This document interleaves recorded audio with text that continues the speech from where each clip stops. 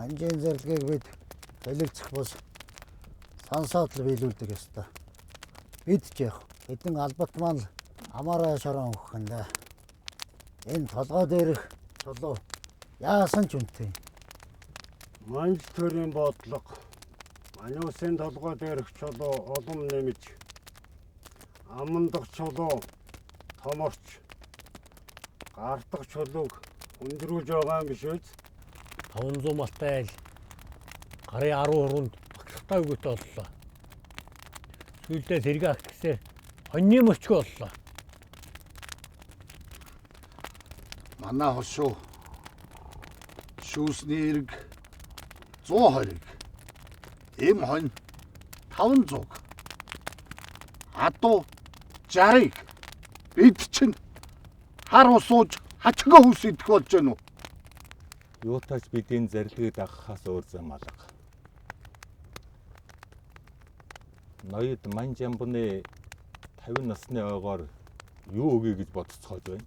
Амбан ирэхэд мал мянгаар нь мөнгө лангаар нь гэсэн. Одоо бид ч тэгээд юугаа өгөх гэж байна да.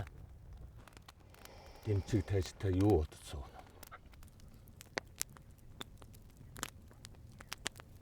Өхөөс би бодохдоо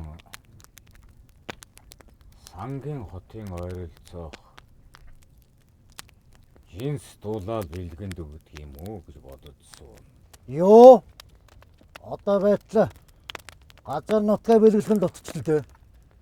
Энэ ч арай эндэж байгаа юм шүү. Тэр ч дэнднэ. Манай зарим төсмөд иймэрхүү ахар бодолтой байдаг юм.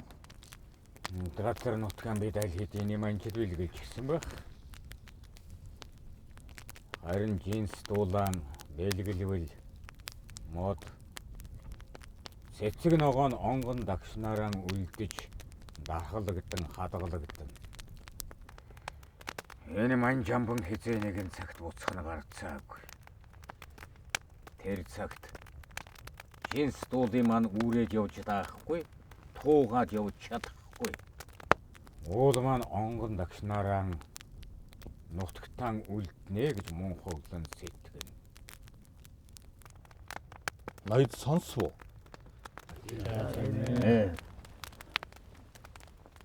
Тайчтан та үнэхээр мэрэгэн ухаас ирсэн байна.